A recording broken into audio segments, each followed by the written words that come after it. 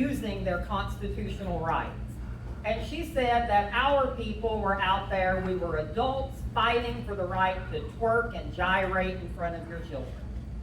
So when we've had all of the hate in our district, Angie King had an opportunity to speak out and to say, these are people practicing their rights under the Constitution, and they might disagree, but this is their right.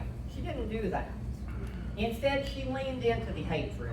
Our group saw it. We got death threats shortly after, people saying the next protest they were going to drive a car through our events. That was what she did.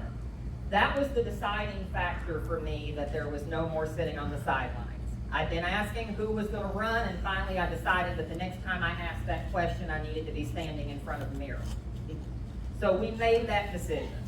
We are looking at real things to benefit this district. We have with the American Rescue Plan, with broadband access that's supposed to be coming, but if you look at the map, the 84th district is still largely uncovered under the new projects to come. There's a little bit of Auglaize that gets, and a tiny little portion of Darke County right up against the Mercer County border. We want to continue to push to expand it into all of the 84th district so that we can invite those tech jobs into the area, so that we can get more business, more high-paying jobs, and might I add, more union jobs. Yes, absolutely more union. Because not only am I the loudmouth trans woman that doesn't care what anybody says, I am also the wife of a union worker. So we are going to fight for our union. Local 329. Aside from that, we're going to work on education. I don't know how many of you have looked at these education bills that have passed, but what we have done is we're saying we're not decreasing the funding for our education. That is a lie. What we're doing is we're telling all of you that the public school system is indoctrinating your children. And then we're going to say, but if you'd like to pull your kid out, you can take that money out of your public school system and you can put it into an unaccountable private school that will not serve every child in that district. That needs to stop. Our public schools need to be fully funded. There needs to never be a day when another teacher has to take money out of her own pocket to buy supplies. We cannot say that teachers are this amazing job and we entrust them with our children, but we're going to pay you poverty wages and then expect you to buy your own crayons for your classroom. We've got to be providing for that. We've got to be fixing our tax code. Unlike the federal government, your state government does not have the option to go into a deficit. So when we cut tax revenue, what we end up doing is we have a shortfall, we cut essential programs. We saw it during COVID. Where were the cuts at? They were in education. Always. It's never a program that benefits the wealthiest in our society. It's always our public education, our human services. We need to make sure that those who are at the top of the ladder, the CEOs, everyone in our state, that have benefited from the labor of Ohio citizens are paying their fair share. And when it comes time to look at a tax cut, that tax cut needs to go to our middle class. It needs to go towards our poor so that we can lift them out of poverty and create a strong, vibrant middle class.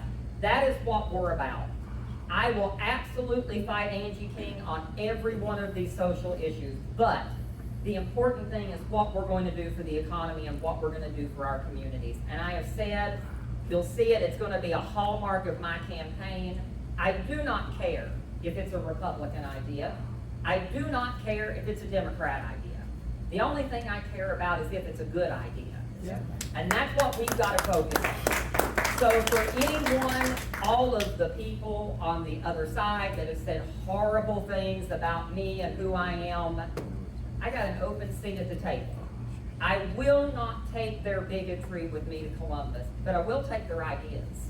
I will sit down, give me the worst person, some of you know who I'm talking about, who cannot stand me. But if you want to talk to me about the economy and what we can do for your farms, what we can do for your public schools, I will put that aside and I will sit down and talk, because unlike Angie, I realize that when I run, I am doing a job interview with my future employer.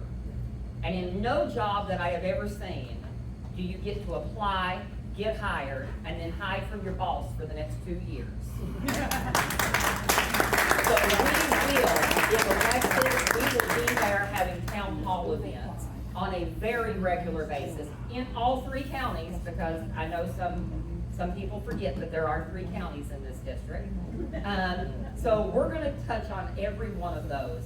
We're gonna be there, we're gonna have an open line of communication. This is gonna be a campaign that is going to be about accessibility. So along the way, I invite every one of you to follow what we're doing.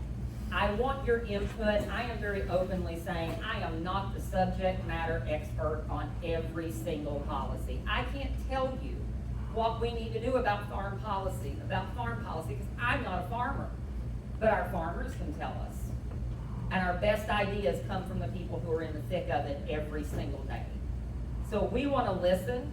When I fall short, and trust me, I will, call me out on it. Let me know what we need to be doing to make sure that we are showing that the Democratic Party, that our Democratic candidates, we're actually able to chew gum and walk at the same time. We can talk about civil rights, we can talk about, abortion access and reproductive freedom, but we can also talk about those economic issues, because those are where we're going to improve the community. We are going to make sure that we are improving our economy and we're protecting the rights of the people who are living in this district. So if so, feel free to look me up. I'm on Facebook. I do not have campaign contributions set up yet because I still have to file my treasurer's report, but we'll get there. Doing it on Monday. But we'll have that. But you can also find me on Twitter or X or YZ, whatever we're calling it this week, by looking up Ari, the number 4 Ohio, and I welcome everybody to be a part of the campaign. It's going to be a long, hard year, and I can't tell you what the outcome is going to be, but I can promise you one thing. I'm going to give my opponent hell.